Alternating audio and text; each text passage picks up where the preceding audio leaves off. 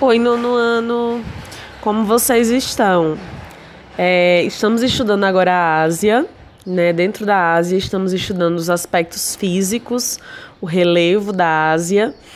E vamos começar a falar pelo Círculo de Fogo, né? O Círculo de Fogo do Pacífico, que abrange a Ásia, né? No continente asiático. Esse Círculo de Fogo, acho que vocês estudaram na sexta série. Ele é o quê? É o encontro de 3 placas tectônicas do Oceano Pacífico, e ele é chamado de Círculo de Fogo porque ele é a área de maior movimentação vulcânica, de maior instabilidade vulcânica e tectônica do mundo. É onde tem mais vulcões e terremotos. Você vê cada quadradinho desse, cada pontinho desse é um vulcão que está ativo. Então, o anel de fogo do Oceano Pacífico, o círculo de fogo do Pacífico, seria esse encontro das 3 placas tectônicas, a placa de Filipinas, a placa de Nazca e a placa norte-americana. E é a área de maior instabilidade vulcânica e tectônica no mundo. Mais terremotos e mais vulcões. Fica próximo ao Japão, você vê aqui ó, em cima o Japão, o Equador. Então, é uma área de maior instabilidade vulcânica no mundo, tá certo? É o Círculo de Fogo do Pacífico. Por que essas atividades? Qual a importância dessas atividades vulcânicas para alguns países da Ásia, né? Primeiro que esse Círculo de Fogo é uma região instável geologicamente e tem muitos vulcões ativos. Tremores de terras constantes, inúmeros vulcões. Está no sul, leste e sudeste da Ásia. E a atividade vulcânica é importante para alguns países da Ásia porque o magma proveniente dos vulcões, ele fertiliza o solo. Então, com a deposição de cinzas, beneficia a atividade de planalto. Então, com o magma saindo pelas cinzas e tudo do vulcão, ele beneficia o solo, fertilizando o solo, essas cinzas. O que acontece, levando o quê? Beneficiando essas atividades agropecuárias nas áreas de planalto. Por isso que alguns países economicamente gostam dessa atividade vulcânica. A Ásia ela é composta de muitas planícies e planaltos. Então, as principais planícies da Ásia, né, falando por cima, são essas: a planície siberiana, Mesopotâmia, a Jangética, a chinesa, e a planície da Mekong ou a Indochina, mais conhecida como Indochina. São as principais planícies da Ásia. A planície da Sibéria, a siberiana, está no norte da Rússia, né? A Indo-Ganguética está no Vale do Rio Ganges, na Índia, no Paquistão, e por aí vai. Os principais planaltos são esses também, que eu estou mostrando para vocês, mas eu vou citar os principais mesmo. Os principais planaltos da Ásia mais conhecidos são o Planalto do Tibete, certo? Que ele está na China. O do Pamir, certo? Que ele não está aí na lista. É o da Arábia, que está na Arábia Saudita, e o da Anatólia, que está na Turquia. São os principais planaltos da Ásia, tá bom? E aqui a gente vê uma imagem de uma forma de relevo, né, íngreme, que usa a técnica do terraceamento ou jardinagem. Essa técnica, vocês também estudaram isso no 6º ano. A técnica do terraceamento, ela consiste em produzir degraus em terrenos inclinados, tipo montanhas.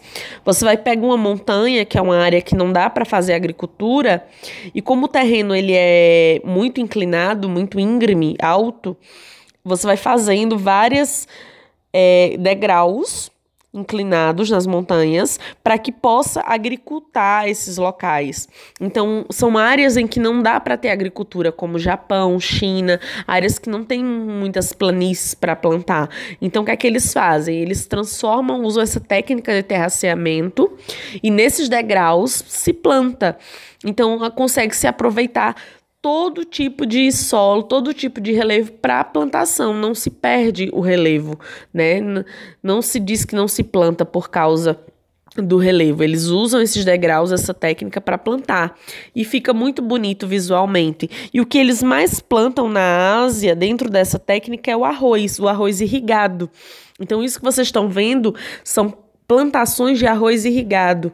Eles usam esses degraus e plantam arroz irrigado para crescer mais rápido e poderem tirar mais de uma safra por ano.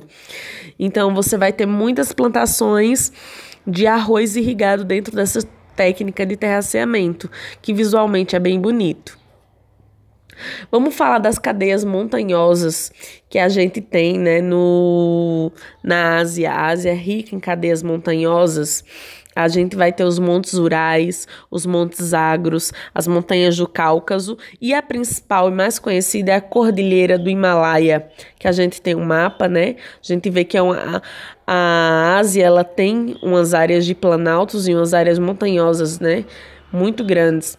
A principal é o Himalaia que fica aqui, ó. E o Himalaia, ele é digamos, a maior cordilheira do mundo, né? Até pedi para vocês pesquisarem no exercício. Ele tem o ponto mais alto da Terra, que é o Monte Everest. E eu espero que vocês pesquisem sobre isso, sobre o Himalaia, sobre o Monte Everest, para vocês entenderem. É uma área montanhosa muito bonita, que passa pelo Tibete, passa pela China, certo? E aqui nós temos o Mar Morto, né?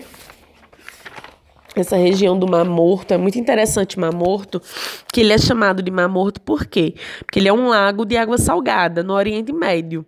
Ele divide os territórios de Israel, Palestina e Jordânia, é alimentado pelo Rio Jordão, só que ele é um lago que não é de água doce, é um lago de água salgada, e por isso as pessoas não afundam, as pessoas boiam quando entram nele, ele não afunda. A região é um clima quente, seco, onde o sol brilha muito durante o ano inteiro, né?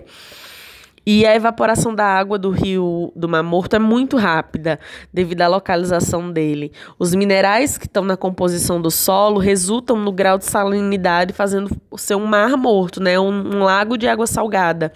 Então, nada cresce nele, porque o grau de salinidade é muito grande. São muitos minerais compostos na água. Então, pesquisem até os impactos ambientais que o Mar Morto tem sofrido nos últimos anos, né? Perda do volume de água, a exploração do Rio Jordão de indústrias que jogam fertilizantes no rio, mas ele é muito visitado por turistas, porque as pessoas não afundam devido à salinidade dele. E só voltando, né, aqui ao Himalaia, são os picos mais elevados da Terra, né? Como eu disse, o ponto mais alto da Terra, que é o Monte Everest, com 8.848 metros de altura, acima do nível do mar. Também tem o pico do Aconcagua, tá? Que é o Kanchenjunga.